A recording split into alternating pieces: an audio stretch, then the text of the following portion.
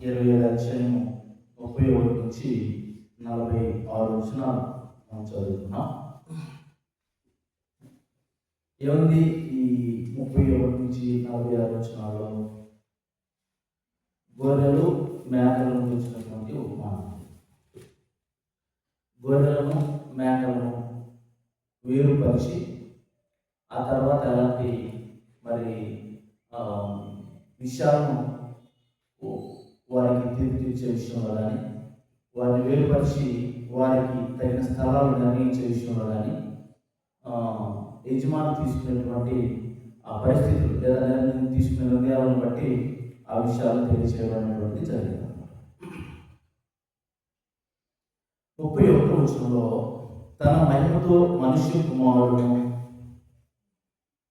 ఆయనతో కూడా సమస్త దూతలను వచ్చినప్పుడు ఆయన తన మహిమగల సింహాసనం మీద ఆసీనుడైనను. యేసుక్రీస్తు వారు వచ్చినప్పుడు ఎలా వస్తారట? మహిమతో వస్తారు. ఎలా వస్తాడు? మహిమతో వస్తాడు. జనరల్గా రాడు, కామన్గా రాడు. లేకపోతే ఫస్ట్ టైం యేసు వారి భూమి మీద ఎలా వచ్చాడు? మరి గర్భంలో జన్మించడం వల్ల భూమి మీదకి వచ్చాడు యేసు వారు. ఇప్పుడు రెండోసారి వచ్చినప్పుడు ఎలా రాబోతున్నాడు? మహిమతో రాబోతున్నాడు. మనిషి కుమారుడు మహిమతో ఆయనతో వచ్చిన తన మహిమతో మనిషి కుమారుడును ఆయనతో కూడా సమస్త దూతలను వచ్చినప్పుడు ఆయన తన మహిమగల సింహాసనం మీద ఆశీర్వదించు. యేసుక్రీస్తు వారు వస్తాడు, వచ్చేసి దూతలను తీసుకొని వస్తాడు. వచ్చి మనం లేదా చనిపోయిన వారిని, నిద్రించిన వారిని తీసుకొని మన దగ్గరకు వచ్చి మరలా వెళ్ళిపోయి ఏమవుతాడు? సింహాసనం మీద ఆశిస్తాడు. నిద్రించిన వారిని తీసుకొని మన దగ్గరకు వస్తాడు. దేవదూతలను నిద్రించిన వారిని తీసుకుని మన దగ్గరకు వస్తాడు. ఆ తర్వాత మనం సజీవులో ఉంటే మనం తీసుకొని వెళ్ళిపోయి సింహాసనం మీద ఆయన ఆశీర్వై ఉంటాడు. 32వ వచనం, అప్పుడు సమస్త జనులు ఆయన ఎదుట పోగు చేయబడదు. గొల్లవాడు మేకలలో నుండి గొర్రెలను వేరుపరుచున్నట్లు ఆయన వారిని వేరుపరిచి ఏం చేస్తాడట? వచ్చి అక్కడ సింహాసనం మీద ఆశీర్వైనటువంటి ప్రభువు ఏం చేస్తాడట? గొర్రెలను మేకలను వేరుపరుస్తాడు. ఇప్పుడు గొర్రెలు మేకలు కాసేటువంటి పరిస్థితుల్లో ఏం చేస్తారు? సాయంత్రం దొడ్డికి గొర్రెలు మేకలను తొలగించేటప్పుడు మేకలు గొర్రెలను సపరేట్ చేస్తారా? చేయదండి. చేస్తారు కదమ్మా, సపరేట్ చేసేస్తారు. ఎలాగైతే సపరేట్ చేస్తారో అలాగే యేసుక్రీస్తు వారు కూడా మనుషుల్ని సపరేట్ చేస్తారు. ఆ విషయం చెప్పాడు. మనుషుల్ని సపరేట్ చేస్తారు. ఆయన వారిని అంటే ఎవరిని ఇక్కడి నుంచి ఎవరినైతే తీసుకుని వెళ్ళాడో వాళ్ళని కొంతమందిని ఒక పక్క, కొంతమందిని మరో పక్క వేరుపరుస్తారు. అప్పుడు ఎలా వేరుపరుస్తున్నాడో చూడండి. తన కుడివైపున గొర్రెలను ఎడమ వైపున మేకలను నిలువబెట్టుకుంటాడు. కుడివైపునేమో గొర్రెలను నిలబెట్టుకుంటాడట, ఎడమ వైపునేమో మేకలను నిలబెట్టుకుంటాడట.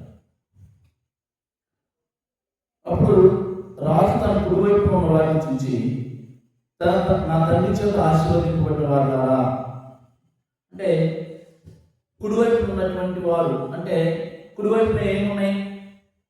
గొర్రెలు ఉన్నాయి. గొర్రెలు పోలి మనుషులు లేకపోతే గొర్రెలు అన్నాడు ఇక్కడ. అప్పుడు కుడివైపు ఉన్నటువంటి వారిని చూసి నా తండ్రి చేత ఆశీర్వదింపబడిన వారు అంటే గొర్రెలను మేకలను కోసం ఎందుకు పోల్చుంటాడు అని అంటే, గొర్రెలలో సాధు స్వభావం ఉంటుంది. గొర్రెలు అంటే మా నాన్న చెప్పేవాడు, ఆయన కూడా గొర్రెలు మేకలు మేపేవాడు. వాటి అంటే ఒకసారి వాటిని చెప్తూ అందులో చెప్పాడు. ఆయన ఏం చెప్పాడంటే, పొలానికి గొర్రెల్ని మేకలను తీసుకుని వెళ్తే గొర్రెల్ని ఎక్కడైతే తోలుతారో అక్కడే మేస్తారు. కానీ మేకలు మాత్రం మొత్తం తిరిగిచ్చేస్తాయి. ఇది ఎకరం తిరిగి వేసేసరికి అది 10 ఎకరాలు తిరిగిచ్చేస్తాయి. అంటే రఫ్నెస్. బహుశా అలాంటి పరిస్థితిని బట్టేమో గొర్రెలను గొర్రెలుగా మేకలుగా దేవుడు మనుషులను పోల్చాడు. ఈ సాధు స్వభావంతో నిలకడగా ఉన్నటువంటి స్వభావం కలిగిన మనుషులనేమో గొర్రెలతో పోల్చాడు. పాపంలో జీవించినటువంటి మనుషులనేమో మేకలతో పోల్చాడు. ఓకే, అప్పుడు ఎక్కడ నిలబెట్టాడు? గొర్రెల్ని కుడివైపు నిలబెట్టాడు, మేకల్ని ఎడమవైపు నిలబెట్టాడు. అప్పుడు కుడివైపు ఉన్నటువంటి వాళ్ళని పిలుస్తున్నాడు. ఏమని పిలుస్తున్నాడు? నా తండ్రి చేత ఆశీర్వదింపబడిన వారారా అన్నాడు. అంటే ఏం చెప్పబడ్డాడు? కుడివైపు ఉన్నటువంటి మనుషుల గురించి ఏమంటున్నాడు? నా తండ్రి చేత ఆశీర్వదింపబడిన వారు అంటున్నాడు. అలాగే ఎడమవైపు ఉన్నటువంటి వారిని చూసి ఏమంటున్నాడు?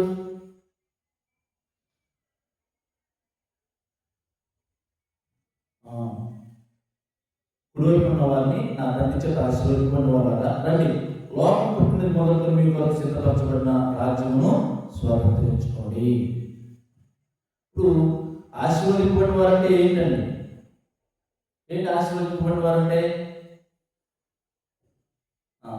పాపం నుంచి విడుదల పొంది పరిశుద్ధంగా జీవిస్తూ దేవుని రాజ్యంలో ప్రవేశించి దేవుని కుమారులకు బ్రతుకుతున్నటువంటి వారు ఆశీర్వదించబడినటువంటి వారు.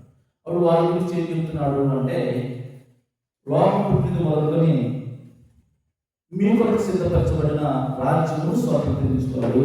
అంటే స్వాతంత్రించుకోవాలి అంటే పూర్తిగా దాన్ని హక్కుదారులుగా వాళ్ళు అందులోకి ప్రవేశించడం, ఇక దాన్ని పూర్తిగా వాళ్ళు స్వాధీనం చేసేసుకొని అందులో నివసించడం.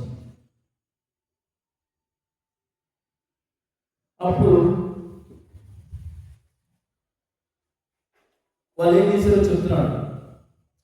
ఆశీర్వదించబడిన వాళ్ళు ఆ రాజ్యాన్ని స్వతంత్రించుకోమని ఎవరికైతే ప్రభు చెప్పాడో వాళ్ళు ఏం చేశారో చెప్తున్నాడు. నేను ఆకలి కొట్టిని, మీరు నాకు భోజనం పెట్టింది, దప్పిక కొట్టిని, నాకు దాహం ఇచ్చింది, పరదేశం ఇంటిని నన్ను చేర్చుకుంటుంది, దిగంబరిన ఇంటిని నాకు పట్టించింది, రోగిన ఇంటిని నన్ను చూడవచ్చింది, చెరసాల ఇంటిని నా దగ్గరకు వచ్చిందని చెప్పాను. అందుకు నీతిమంతులు, వారికి మరొక పేరు ఏంటంటే నీతిమంతులు, కుడివైపు ఉన్నటువంటి వారు అన్నాడు, తండ్రి చేత ఆశీర్వదించబడినటువంటి వారు అన్నాడు. ఇక్కడ ఏమన్నాడంటే నీతిమంతులు అన్నాడు. నీతిమంతులు, ప్రభువా ఎప్పుడు నీవు ఆకలి కొని ఉంట చూచి నీకు ఆహారం ఇచ్చితివి, నీవు తప్పికొని చూచి ఎప్పుడు దాహం ఇచ్చితివి, ఎప్పుడు పరదేశ వైపు చూచి నిన్ను చేర్చుకుంటువి, దిగంబర వైపు చూచి నీకు చూచి పట్టించితివి, రోగి వైపు ఉంటేనను చెరసాలలో ఉంటేనను చూచి ఎప్పుడు నీ ఎదురు వచ్చిందని ఆయన అడిగాను. ఈ దేవుడు ఏమన్నాడంటే, లేకపోతే అక్కడ ప్రభు ఏమన్నాడంటే, మీరు నాకు సహాయం చేశారు. నేను ఆకలిలో ఉన్నప్పుడు, నాకు ఆరోగ్యం బాగాలేనప్పుడు, నాకు అవసరతలో ఉన్నప్పుడు మీరు నాకు సహాయము చేశారు. అప్పుడు ఎప్పుడు చేసాము? నువ్వు చెరసాలలో ఉంటే ఎప్పుడు వచ్చాము, ఆకలి ఉంటే ఎప్పుడు నీకు ఆహారం పెట్టాము, వస్త్రాలు ఎప్పుడు ఇచ్చాము, దాహం ఎప్పుడు తీర్చాము, నీ అవసరం మేము ఎప్పుడు తీర్చాము, నీ దగ్గర మేము ఎప్పుడు రాలేదే అని. ఇప్పుడు వేసుకోవాలేమన్నాడు,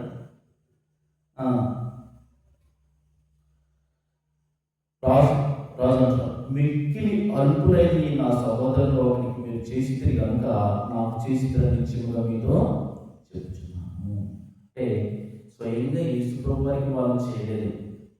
యేసుప్రభు స్వయంగా వచ్చి వాళ్ళ దగ్గర అడిగి పొందలేదు. ఏం జరిగింది అక్కడ అంటే, భూమి అనుకున్నప్పుడు నీతిమంతులైన వాళ్ళు ఏం చేశారు అంటే, సహోదరులైన వారి యొక్క అక్కలను తీర్చారు, సహోదరులైన వారి యొక్క అవసరతలను తీర్చారు. ఆ చారిటీ అనేది, ఆ ప్రేమ అనేది ఎవరికి చెందింది? ప్రభువుకు చెందింది. ప్రభువుకు చెందింది కాబట్టి ప్రభు ఏమంటున్నాడు, మీరు వారికి చేసినది నాకు చేసినట్టు, మీరు వారికి చేసినది నాకు చేసినట్టు, వారికి మీరు బట్టలు ఇచ్చారు నాకు ఇచ్చినట్టు, వారికి మీరు ఆకలి తీర్చారు నాకు తీర్చినట్టు, వాళ్ళకి మీరు దాహం ఇచ్చారు, చెరసాలలో ఉంటే చూడగలిగారు, రోగి ఉంటే మీరు సహాయం చేశారు, నాకు చేశారు. అదన్నమాట రాసి. జనరల్గా మనం కూడా ఏదైనా హెల్ప్ చేసేటప్పుడు మనిషికి చేస్తాం అనుకుంటామా, ప్రభువు చేస్తాం అనుకుంటామా? మనిషిగా చేస్తాం అనుకుంటాం కదా. కానీ ఆ విషయం మనకు తెలిస్తే మనం ప్రభుకే చేస్తున్నాము అన్న భావంతో చేస్తాం, దేవుడికే చేస్తున్నాము అన్న భావంతో చేస్తాం. ఓకే,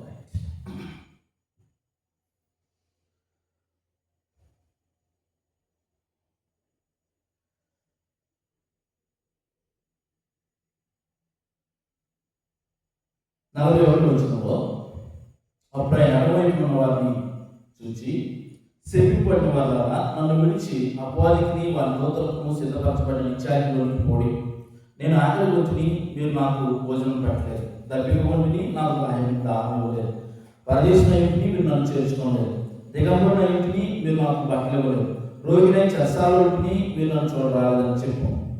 అందుకు ప్రభా, మేము ఎప్పుడు నువ్వు ఆకలి ఉంటేను, దప్పికొని ఉంటేను, పరదేశం ఉంటేను, దిగంబరమై ఉంటేను, రోగి ఉంటేను, చెరసాలలో నేను చూసి నీకు ఉపచారం చేయకపోతుందని ఆయన అడిగారు.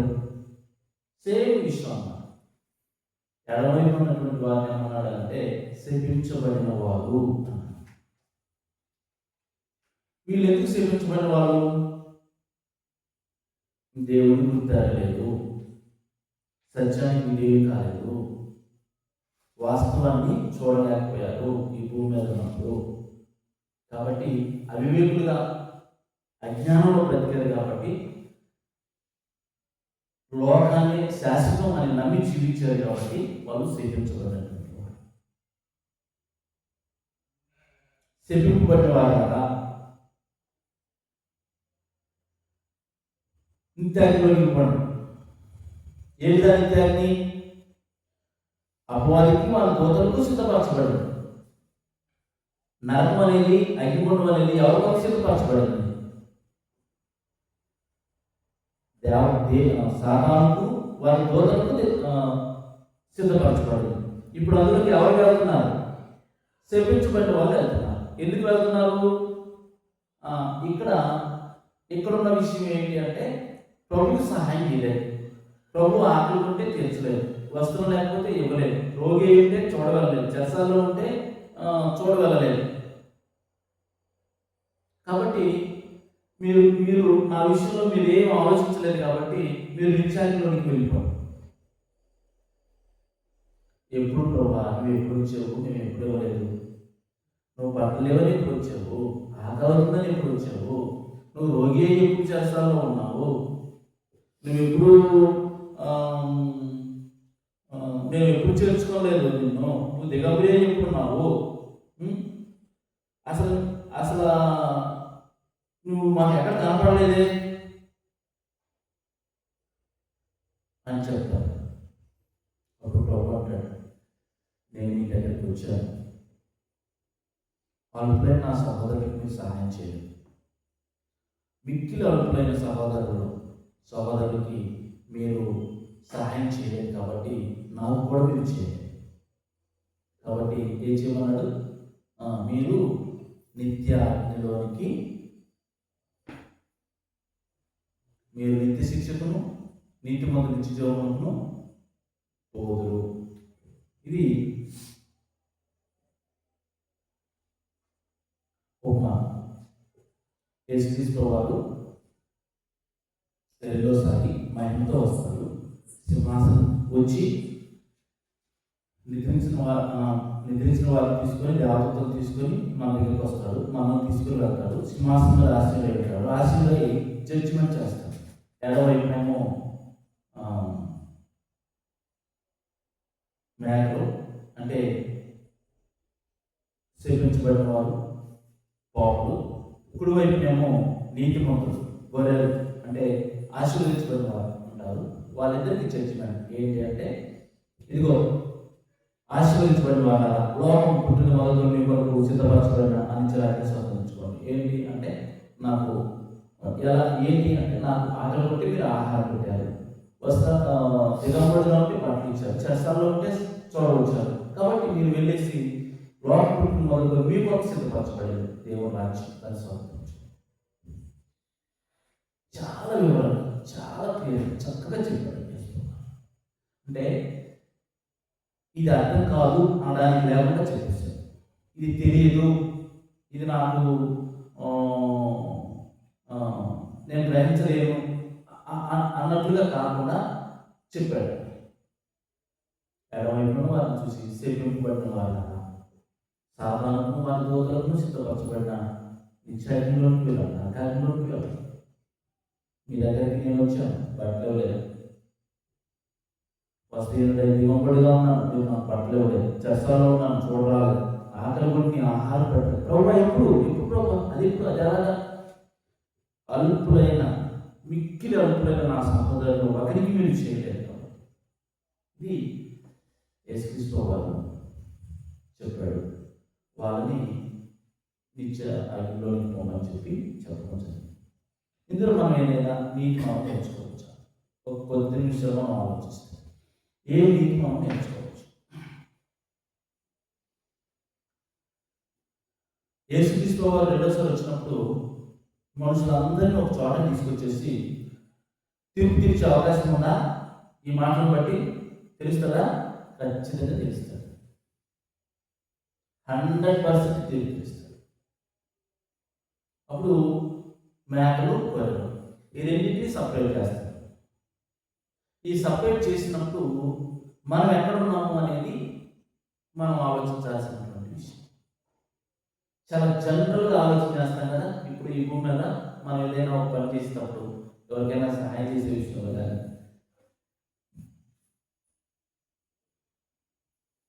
ఒక నిర్ణయం తీసుకునేటప్పుడు కానీ, ఒక ఆలోచన చేసేటప్పుడు కానీ చాలా సింపుల్గా ఆలోచన చేస్తాం. కానీ ఒకవేళ మనం ఏదైనా సహాయం చేయలేదు అని అంటే ఎవరికి చేయలేదు? ప్రభుకే చేయలేదు. ఎవరికైనా సహాయం చేసాము అని అంటే ఎవరికి చేసాము? దేవుడికి చేశాం. ఇక్కడ వేరుపరిచేసి తన కుడివైపున ఉన్నవారు, కుడివైపున గొర్రెలను ఎడమవైపున మేకలు నిలువబెట్టేసేసాడు. అంటే తీర్పు అనేటువంటిది జరుగుతుంది అన్న విషయం మనకు అర్థం కావాలి. జడ్జిమెంట్ ఉంది. ఒక ప్లేస్లో అటు ఎడమవైపున కానీ కుడివైపున కానీ నేను ఉంటాను.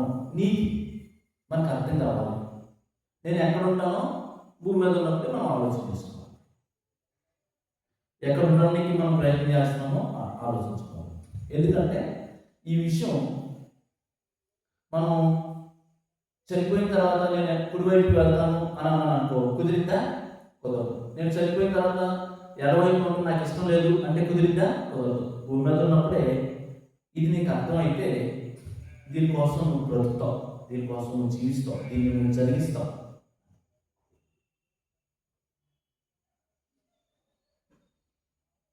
ఇప్పుడు మ్యారేజ్ చేసుకోవాలి. మనకి ఏమేమి కావాలి? మనకు అవసరమా కదా? జాబ్కి వెళ్ళాలి. ఏమేమి అవసరం మనకు తెలుసా తెలియదా? తెలుసు. ఒక ఇల్లు కట్టుకోవాలి. మనకి ఏమేమి అవసరం తెలుసా తెలియదా? తెలుసు. మరి కుడివైపు ఉన్న వారిలో ఉండాలి. మనకి ఏమేమి అవసరమో మనకు తెలుసా తెలియదా? తెలుసు. వాటికి పెట్టిన ఎఫెక్ట్ వీటికి పెట్టాం. ఎందుకంటే ఇది మనకు అంత అర్థము అసలు గ్రహించటం లేదు. దాని సీరియస్నెస్ మనకు తెలియదు.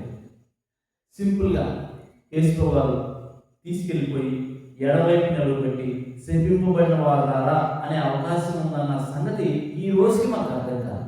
చాలా సింపుల్గా జరిగిపోవాలి. Very very simple. నన్ను తీసుకుని వెళ్ళిపోయి ఎడవైపు నిలబెట్టి శపింపబడిన వారు రారా అని పిలిచే అవకాశం ఉంది అన్న విషయం ఈరోజు మనకి అర్థం కాదు. కాబట్టి మనకు అది అర్థం కాదు. ఆ అవకాశం ఉంది, ఆ ప్రమాదం ఉంది. అది తెలిస్తే మనం ఎలా ఉండాలో మనకు తెలుస్తుంది. అది నీతి.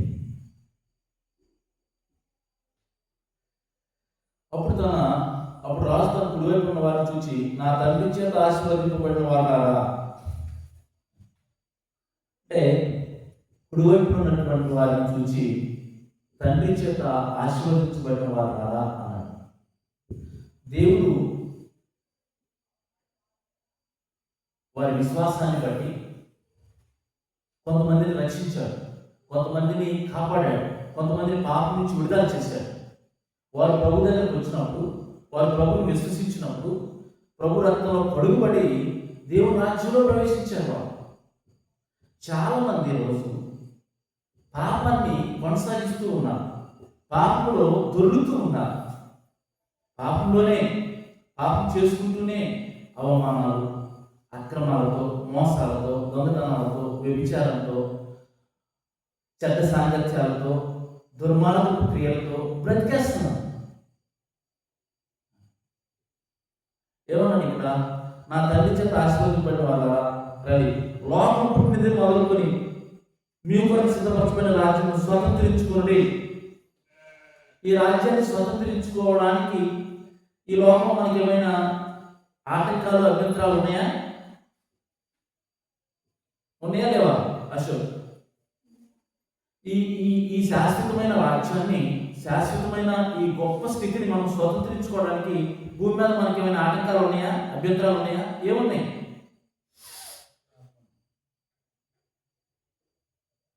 లోకంలో అనేకమైన ఆటంకాలు.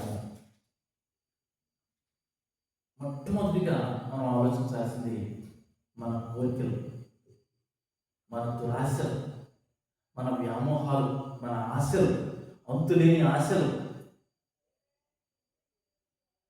ఏమంటారు? కోరికలు ఎక్కడికి ఎక్కినాయి? శిఖరానికి ఎక్కినాయి. అంటే లోపల ఉన్నటువంటి మన కోరికలు నెరవేర్చుకునే విషయంలో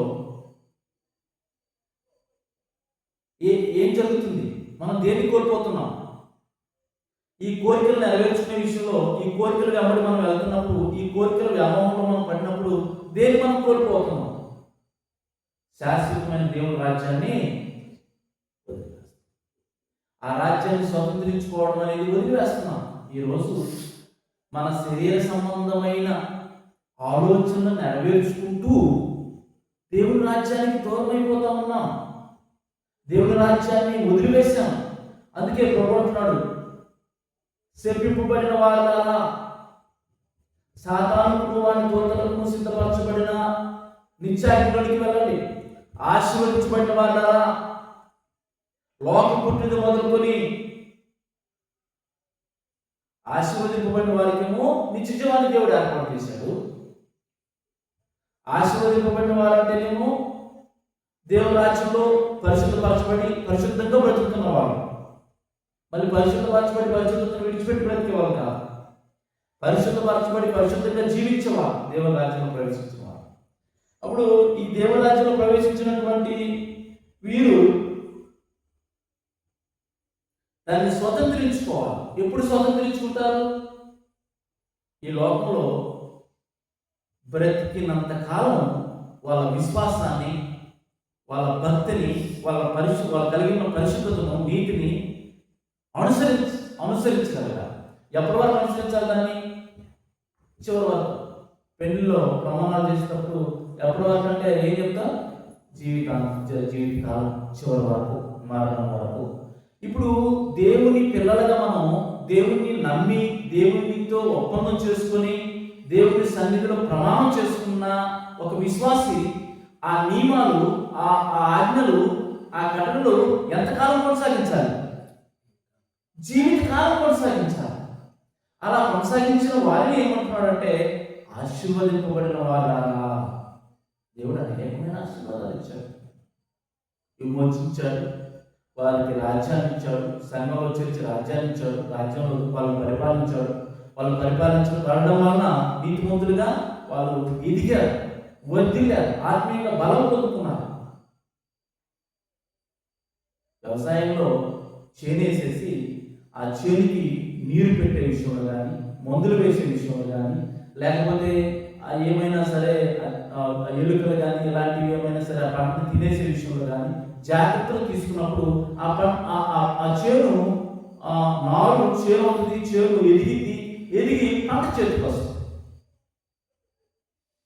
అట్లాగే మనం కూడా మన విశ్వాసాన్ని కొనసాగించిన తర్వాత, లేదా దేవునితో మనం ఒప్పందం చేసుకున్న తర్వాత మనం కష్టపడి మన విశ్వాసాన్ని కాపాడుకుంటూ కొనసాగితే నిత్య జీవం మనకు దొరుకుతుంది తప్ప మనం చాలా సింపుల్గా పరలోకం వచ్చేసే అవకాశం అయితే లేదు. మనం ఈజీగా పరలోకం వచ్చేసింది అనుకుంటే కుదరదు. నేను కుడి వైపున ఉండడం, నువ్వు ఎడమ వైపు ఉండేదానికైతే ప్రయాసపడాల్సిన పని లేదు. ఎడమవైపులో చెప్పిపోయిన వాళ్ళు వెళ్ళడానికి కష్టపడాల్సిన పని లేదు, శ్రమ పడాల్సిన పని లేదు, ఎవరైనా సరే అందులోకి వెళ్ళిపోతాం. కానీ కుడివైపు ఉండాలి అని అంటే మాత్రం ఇక్కడ ఒక నియమాన్ని చెప్పాడు. ఏ నియమాన్ని చెప్పాడంటే, ఆకలి ఉంటుంది మీరు నాకు ఆహారం పెట్టారు, దిగంబరిగా ఉంటుంది నాకు వస్త్రాన్ని ఇచ్చారు, నేను చెరసాలలో ఉంటుంది నన్ను చూడవచ్చారు, రోగి చెరసాలలో చూడవచ్చారు. అంటే ఈ మాట మనకి ఏమి నేర్పిస్తుంది? సహోదరులకు ఏం చేయాలట? సహాయం చేస్తే ఎవరికి చేసినట్టు? ప్రభువుకు చేసి. సహోదరులకి సహాయం చేసే అలవాటు ఎంతమందికి ఉందండి? అసలు సహోదరులకు సహాయం చేసే నేచర్. సహోదరులు వేరు, లోకస్తులు వేరు. గమనించాలి, ఇక్కడ డిఫరెన్స్ ఉంది. సహోదరులు వేరు, లోకస్తులు వేరు. ఇక్కడ ఎవరి గురించి మాట్లాడాడు యేసుప్రభువు? మొదట సహోదరులు, బీదలైన సహోదరులు, బీదలైన సంఘ సభ్యులు, బీదలైన దేవుని రాజ్య పౌరులు, అట్టి వారికి నువ్వు సహాయం చేస్తే ఎవరు చేసినట్టు? ప్రభువు చేసినట్టు. కాబట్టి నీతి ఏంటి అంటే, ఇక్కడ యేసుప్రభువు చెప్పినటువంటి మాటను బట్టి బేదలైన వారికి, అక్కరలో ఉన్న వారికి, హాస్పిటల్లో ఉన్న సహోదరులకు ఏ అవసరతలోనైనా ఉండి మనం సహాయం చేయగలిగే సామర్థ్యం మనలో ఉన్నప్పుడు తప్పకుండా సహాయం చేయడం అనేటువంటిది మనం నేర్చుకోవాల్సి ఉంటుంది. ఒకవేళ మనం సహాయం చేయలేకపోయాము అని అంటే, ఎవరికి సహాయం చేయడం మిస్ అయ్యాం? మనం ప్రభువుకి సహాయం చేసే విషయం మిస్ అయ్యాం. కానీ మనకు అర్థమైంది, ఒకవేళ ప్రభువే ఉన్నాడు అనుకోండి హాస్పిటల్లో, మనం సహాయం చేస్తామా చేయమా? చేస్తాం. ప్రభు కాదనుకుంటే చెయ్యం. ఇప్పుడు ఒక సహోదరుడికి కానీ ఒక వ్యక్తి సహాయం చేసినప్పుడు ఎవరికి చేస్తున్నామన్న సంగతి మనకు తెలియాలి. యేసుప్రభువుకి చేస్తున్నామన్న సంగతి మనకు తెలియాలి. రోజు ఎవరికైనా సహాయం చేసినప్పుడు నేను యేసుప్రభువుకి సహాయం చేస్తున్నాను అన్న అవగాహనతో చేస్తామా? అందుకే ఫెయిల్. నేను యేసుప్రభువుకి సహాయం చేస్తున్నాను, ఇది ప్రభు నియమము, ప్రభు ఏర్పాటు చేశాడు కాబట్టి నేను అలా చేస్తున్నాను అని చేసే వ్యక్తి దాన్ని బ్రతికినంత కాలం కొనసాగిస్తాను. నేను మనుషులకు సహాయం చేస్తున్నాను, ఏదో వాళ్ళకి చేశాను, వీళ్ళకి చేశాను, వాళ్ళకి అంత చేశాను, వీళ్ళకి అంత చేశాను, వాళ్ళకి అంత చేశాను, వీళ్ళకి అంత చేశాను అనుకుంటే ప్రభు లెక్కలోకి వచ్చిందా? కాబట్టి మనం ఏదైనా సహాయం చేయాలి, కంపల్సరీగా ఖచ్చితంగా సహాయం చేస్తేనే అందుకని మన తీర్పు పత్రికలో ఏమన్నాడు? సత్క్రియలు చేయడానికి మనం ఏం చేయబడ్డా సృష్టించబడ్డాడు. దేవుడు మనం ఎందుకు సృష్టించాడట? మంచి కార్యాలు చేయడానికి సృష్టించాడు దేవుడు మనం. అది ఒక వ్యక్తి మంచి కార్యాలు చేయలేదు అనుకోండి, వాళ్ళు సృష్టించబడినది ఏమైపోయింది? వేస్ట్, వ్యర్థమైపోయింది. ఆ వ్యక్తి సృష్టించబడిన తర్వాత అతని జీవితం వ్యర్థమైపోయింది. అది సృష్టించబడిన వ్యక్తి ఇంకొక వ్యక్తికి సహాయం చేసేవాడే ఉన్నాడు, సత్క్రియ చేసేవాడే ఉన్నాడు, మేలు చేసే నేచర్ కలిగిన వాడే ఉన్నాడు, హెల్పింగ్ నేచర్ కలిగిన వాడే ఉన్నాడు. అది కూడా ప్రభువుకు చేసినట్లుగా చేయాలి. అది మనం నేర్చుకోవాలి. అలాగే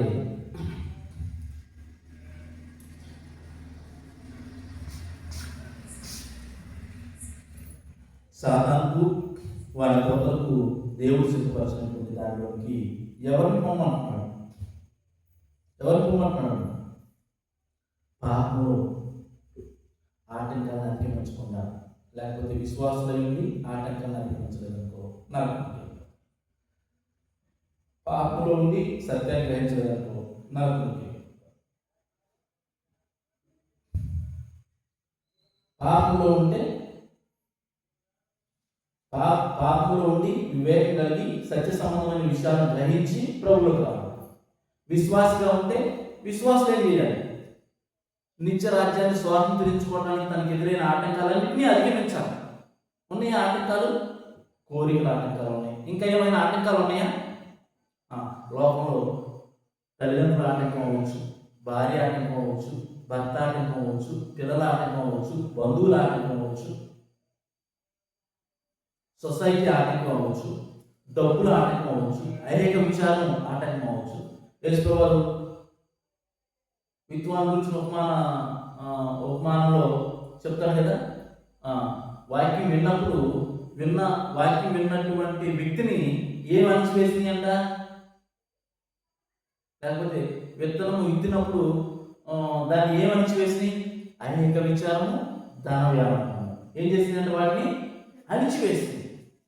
కొంచెం మొక్క వచ్చింది, విశ్వాసించారు, విన్నారు, విశ్వాసించారు, దేవుని బట్టి అయ్యారు, కొంచెం పర్లేదు, కొద్దిగా ముందుకు వచ్చారు. ముందుకు రాగానే ఏం కలిగింది, లోకం మీద ఆశ. అప్పుడు ఐహిక విచారం, ధన వ్యామోహం ఏమైపోయింది, ముళ్ళ తొప్పులు అన్నాడు, వాటిని ముళ్ళ తొప్పులతో పోల్చాడు. అవి ఏం చేసి ఆ చుట్టూ లోపలే అలుకునేటట్లు చేసి ఫలితం రాకుండా చేసేసి. అలాగే ఈ లోకంలో దగ్గర దాకా వచ్చి ఆ నిత్య రాజ్యాన్ని స్వతంత్రించుకోవడం అంటే రాజ్యంలో మనం ప్రవేశించడం వేరు, ఆ రాజ్యాన్ని మనం స్వతంత్రించుకోవడం వేరు. ఈరోజు దేవుని రాజ్యంలో ప్రవేశించాం, అయితే ప్రవేశించిన మనం ఏ రోజైనా మళ్ళీ మనం దాన్ని పోగొట్టుకునే అవకాశం ఉంది. కానీ మనం దేవుని రాజ్యాన్ని స్వతంత్రించుకున్న తర్వాత దాన్ని పోగొట్టుకునే అవకాశము ఉండదు. ఒక్కసారి పరలోకంలో మనం దేవునితో పాటు నిత్య రాజ్యంలో ప్రవేశించిన తర్వాత మనం దానికి హక్కుదారులు అవుతాం, వారసులు కాబట్టి, దేవునికి వారసులు కాబట్టి దాన్ని మనకి ఇస్తారు దేవుడు. ఒకవేళ మనం ఈ ఆటంకాన్ని అధిగమించలేకపోతే ఆ నిత్య జీవాన్ని మనం కోరుతాం, స్వతంత్రించుకోక దేవుని రాజ్యాన్ని. చాలా సందర్భాల్లో మనం దేవుని రాజ్యం స్వతంత్రించుకోకుండా కోల్పోయే ప్రమాదం ఉంది. ఎవరెవరు దేవుని రాజ్యాన్ని స్వతంత్రించుకోరో, ఎవరెవరు నిత్య నరకానికి వెళ్తారో కొన్ని లిస్టులు ఉన్నాయి బైబిల్లో, ప్రకటన గ్రంథంలో కానీ, పత్రికల్లో కానీ, వలస పత్రికల్లో కానీ కొన్ని లిస్టులు ఉన్నాయి. వీళ్ళు వీళ్ళు వీళ్ళు వీళ్ళు నిత్య రాజ్యాన్ని స్వతంత్రించుకున్నారు, దేవుని రాజ్యంలో ప్రవేశింపరని నిత్యంగా మీతో చెప్పుచున్నాను. కాబట్టి ఈ లోకంలో అనేకమైన ఆటంకాలు ఉన్నాయి, చాలా ఆటంకాలు ఉన్నాయి. ఒక పాటలో మనిషికి తన మనసే చెరసాలురా, మమతలు మమకారాలు బంధాలురా. ఏంటి అంట చెరసాలు, మనకి ఆటంకాలు ఏంటి అంట, మన మనసే మనకు ఆటంకం, మన కోరికలే మనకు ఆటంకం, మన భోగాలే మనకు ఆటంకం, మన దురాశలే మనకు ఆటంకం, దేవుని రాజ్యంలో మన బంధాలు మనకు. కాబట్టి వాటిని మనం అదే నీతి, వాటిని మనం అధిగమిస్తే మనం దేవుని రాజ్యాన్ని స్వాతంత్రించు, వాటిని మనం అధిగమించకపోతే దేవుని రాజ్యాన్ని స్వాతంత్రించు. గొర్రెలు అంటే నీతిమంతులు అంటే ఆశీర్వదించబడిన వారు నిత్య జీవంలోకి వెళ్తారు. ఎందుకంటే వాళ్ళు ఈ లోకంలో ఉన్నప్పుడు ప్రభు సహాయం చేశారు, దుర్నీతిపరమైన జీవితాన్ని వదిలివేశారు, పరిశుద్ధపరచబడి పరిశుద్ధంగా బ్రతికారు. కాబట్టి సహోదరులకు సహాయం చేసిన నేచర్ కలిగినటువంటి వారుగా ఉన్నారు. కాబట్టి ఇక్కడ చెప్పినటువంటి మాటలను బట్టి వాళ్ళు నిత్య జీవానికి వెళ్తారు. పాపులు అనగా మేకలతో పోల్చబడిన వారు, అనగా సేవింపబడినటువంటి వారు, వాళ్ళు ఈ లోకంలో పాపంలోనే ఉండి, పాపంలోనే జీవించి, పాపాన్నే ప్రేమించి, పాప సంబంధమైన కార్యాలనే ఇష్టపడి, వాళ్ళకి నచ్చినటువంటి జీవితాన్ని వాళ్ళు ఈ లోకంలో కొనసాగించారు. కాబట్టి వాళ్ళు మేకల్లో చేర్చబడి, శపింపబడిన వారిలో చేర్చబడి, ప్రభు చేత శపింపబడిన వాళ్ళ మీకు సాధారణకు వారి గోతులకు సిద్ధపరచబడిన నిత్యాగ్నిలోనికి పొండి అని చెప్పబడతారు. వాళ్ళు నిత్యాగ్నిలోకి వెళ్తారు. కాబట్టి ఈ మాటలను బట్టి మరి మనం ఏం చేయాలి? ఈరోజు మనం ఈరోజు మేలుకోవాల్సినటువంటి అవసరం లేదు. ఒక విధంగా ఆలోచిస్తే ఇతరులకు సహాయం చేసే నేచర్ నాకుందా లేదా? ఇతరుల గురించి ఆలోచన చేసే మనసు నాకుందా లేదా? ఒకవేళ ఉంటే అది ప్రభువుకు చేసినట్లుగా నేను భావిస్తున్నానా, మనుషులకు చేసినట్లుగా భావిస్తున్నానా? ఒకవేళ మనుషులకు చేసినట్లుగా ఆలోచిస్తే అది ఫెయిల్. మన ప్రభువుకి చేసినట్లుగా ఆలోచిస్తే బ్రతికినంతకాలం చేస్తాం, అది నీకు అది ఫెయిల్ ఉండదు ఇంకా అంతే. అలాగే నువ్వు నిత్య రాజ్యాన్ని స్వతంత్రించుకునే విషయంలో భూమి మీద ఉన్న ప్రతి ఆటంకాన్ని నువ్వు అధిగమిస్తావు. వలస పడిన వాళ్ళు అంటే ఇంకా ఈ పాప కొరతలోనే దొరుకుతూ పాపాన్ని ప్రేమిస్తూ ఏదో మొక్కుబడులుగా మనం ఏదో ప్రార్థనకి వెళ్తున్నామంటే వెళ్తున్నాం, ఆదివారం వెళ్ళామంటే వెళ్ళాం, లేకపోతే మీటింగ్కి వెళ్ళామంటే వెళ్ళాం, లేకపోతే ఎక్కడో క్లాసులు వెళ్ళామంటే వెళ్ళాం అని మొక్కుబడులుగా వెళ్ళడమే తప్ప అంటే నిత్యజీవం ఉంటుంది, నిత్యాగ్ని ఉంటుంది.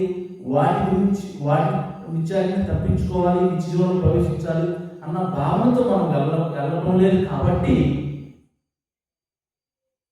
మనం నిత్యజీవాన్ని స్వతంత్రించుకునే అవకాశం లేదు, నిత్యాగ్ని తప్పించుకునే అవకాశం. మెయిన్ విషయం ఏంటంటే ఇక్కడ మనం నేర్చుకోవాలి చెప్పి మెయిన్ విషయం అంతే. సహోదరులకు ఫస్ట్ ప్రిఫరెన్స్. సహోదరులు మన దేశాన్ని ప్రేమించి ఒక ఆమె యుగోస్లేవియా నుంచి వచ్చింది, కోల్కతా మురికి వాడట. ఎవరని? Mother Teresa. ఎంతో ప్రేమించింది, ఎంత సేవ చేసిందంటే ఆమె యుగోస్లేవియా దేశస్తురాలైన ఆమెకి మన దేశంలో ఏమిచ్చిన ఆమెకి భారతరత్న ఇచ్చారు. అత్యంత ప్రతిష్టాత్మకమైనటువంటి అవార్డుని, మన దేశపు భారతరత్న అవార్డుని ఆమెకు బహుకరించారు. ఎందుకు బహుకరించారు? Helping nature. ఆమె చేసిన సేవలు ఆలోచిస్తే మనకి సమయం సరిపోదు. అంత అద్భుతంగా సేవ చేసింది మదర్ తెరేసా. Helping nature. ఈరోజు మనం ఫస్ట్ మన సహోదరులతో మనం ప్రారంభిస్తే అనేక మందికి కూడా ఇబ్బందుల్లో ఉన్న వాళ్ళకి, ఇతరులకు కూడా మనం ఎంతో కొంత సహాయం చేయగలుగుతాం. కాబట్టి హెల్పింగ్ నేచర్ అనేటువంటిది ఎక్కడైతే మనం నేర్చుకోవచ్చు. ఈ మాటలు మనకు ప్రయోజనకరంగా ఉంటాయని నేను భావిస్తూ చక్కగా ఏం మాట్లాడినందుకు మీ అందరికీ ఓపికతో ఉన్నందుకు మీ అందరికీ ఇస్తాను తెలియజేస్తూ మిమ్మల్ని ఆచరిస్తున్నాను. నేను ఆచరించుకుంటున్నాను.